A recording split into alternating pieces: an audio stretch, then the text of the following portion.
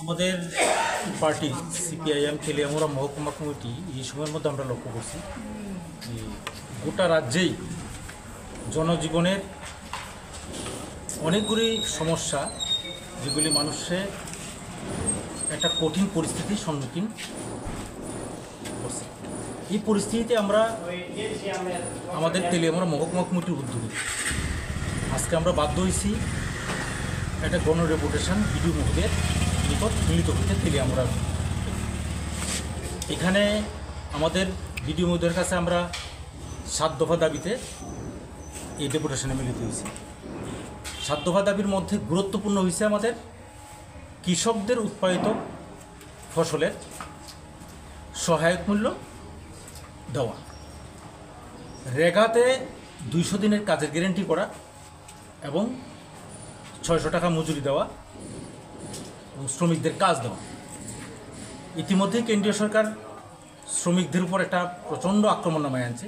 24টা শ্রম আইনগুলিকে বাতিল করে 4টা শ্রম কোটে আনছে, যেগুলি শ্রমিক স্বার্থ বিরোধী। বুঝছি, এগুলিকে বাতিল করতে। এই সময়ের মধ্যে গোটা রাজ্যেই আপনারা জানেন 3টা ক্যালামিটি গেছে, 3 ক্যালামিটি।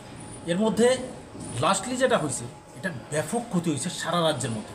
এটা একদম পাহাড় থেকে সমতল পর্যন্ত কৃষক তার ফসল তো একেবারেই ধ্বংস হয়ে গেছে। ফিশারি, তারপরে এখানে দেখা যাইতেছে আমাদের সবজি, ধান, বাড়িঘর। এই সময়ের মধ্যে অনেক লোক বন্যায় তার মৃত্যুবরণ করছে। তাতে আমাদের দাবি হয়েছে যারা এই বন্যায় মৃত হয়েছে তাদের পরিবারে একটা সরকারি কর্মসংস্থানের গ্যারান্টি তৈরি করা এবং তাদের আর্থিক ক্ষতিপূরণ সরকারের পক্ষে সম্ভব অতি সত্বর প্রদান করা, তাদেরকে আর্থিক সাহায্য দেওয়া। এই সময়ের মধ্যে দেখা যাইতেছে যাদের ক্ষতি হয়েছে না বিভিন্ন পঞ্চায়েত বা ভিলেজ কমিটি এলাকায়, এটা এখানে বিজেপি এবং ত্রিপুরামাতার সরকার এবং তাদের দ্বারা পরিচালিত, তারা দেখা যাচ্ছে দলবাজি করতেছে। তাদের যারা ক্ষতিগ্রস্ত হয়েছে না তারা সাহায্য পাইতেছে, যারা ক্ষতিগ্রস্ত হয়েছে না তারা সাহায্য পাইতেছে না, এবং যাতে ক্ষতিগ্রস্ত হয়েছে তারা পাইতেছে। আমরা ডিমান্ড করছি যে তাদেরকে যাতে সাহায্য দেয়। এবং এই সময়ের মধ্যে ড্রাগ নেশা একটা আতঙ্ক তৈরি করে দিয়েছে সারা রাজ্যে, যেখানে কমার কথা সেখানে বাইরে গেছে।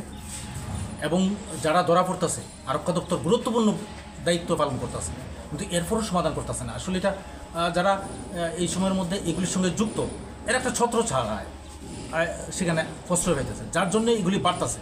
আমরা কইছি এগুলিকে বদ্ধ করতে। এবং দ্রব্যমূল্য ব্যাপক হারে বৃদ্ধি পাইছে, এই দ্রব্যমূল্য রোধ করতে হবে। এই সমস্ত সার্বিক 7 দফা দাবি দিতে আমরা ডেপুটেশনে মিলিত হয়েছি। বিডিও মহোদয় কইছেন যে সংশ্লিষ্ট লাইন ডিপার্টমেন্টে যেগুলি আছে এগুলি আমি লাইন ডিপার্টমেন্টের সঙ্গে কথা কই এগুলি সমাধান করার চেষ্টা করব। আর তাইনের এখতিয়ারের মধ্যে যেগুলি আছে এগুলি উনি গুরুত্ব দেওয়া দেখবেন। আমরা আশাবাদী গুরুত্ব দিয়ে এই কাজগুলি, আমাদের দাবিগুলি উনি সমাধান করার জন্য উদ্যোগ গ্রহণ করবেন। আর আমরা একটা নির্দিষ্ট সময় দেখব, এরপরে আমরা বৃহত্তর আন্দোলন দিতে বাধ্য হব। ধন্যবাদ। থাকে না, কেরোসিন তো অনেক আগে থাকেই বন্ধ। তো পুজোর সময় নাটক করেছিল 1 কেজি চিনি বিনামূল্যে দিয়ে, নাটক করেছিল বিজেপি সরকার।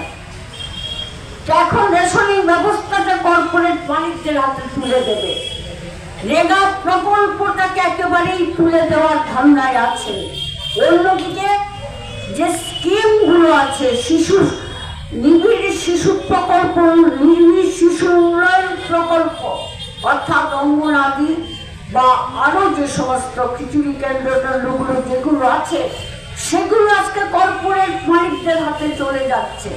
কেন্দ্রীয় সরকার, বিজেপি, আরএসএস এর নেতৃত্বে বিজেপি সরকার হাত পা ধুয়ে সিংহাসনে বসে আছে আর রামের ধ্যান করছে ভারতবর্ষটাকে হিন্দু রাষ্ট্রে পরিণত করা।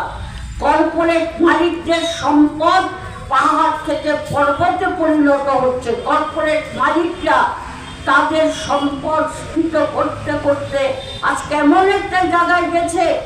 আমি আপনাদের আজকে বলতে চাই যে আদানি আম্বানিদের বিরুদ্ধে শুধু বামপন্থীরাই বলতো, আর নরেন্দ্র মোদী নত জানু হয়ে এদের কাছে আত্মসমর্পণ করত, কারণ আদানি আম্বানি তার জিগরি দোষ। আর আজকের পত্রিকায় দেখবেন আমেরিকাতে আদানি সাহেব তার বিরুদ্ধে গ্রেফতারি পরোয়ানা জারি হয়েছে। আমি পুরো সংবাদটা খুঁটিয়ে খুঁটিয়ে পড়তে সময় পাইনি, চলে এলাম এখানে। কিন্তু গ্রেফতারি পরোয়ানা জারি হয়েছে, সেটা যেমন উঠেছে, আমাদের পার্টি পরিষ্কার ভাবে বলেছে নরেন্দ্র মোদীর এই আর পার পাওয়ার সুবিধা নেই, আর মিথ্যা কথা বলার সুবিধা নেই।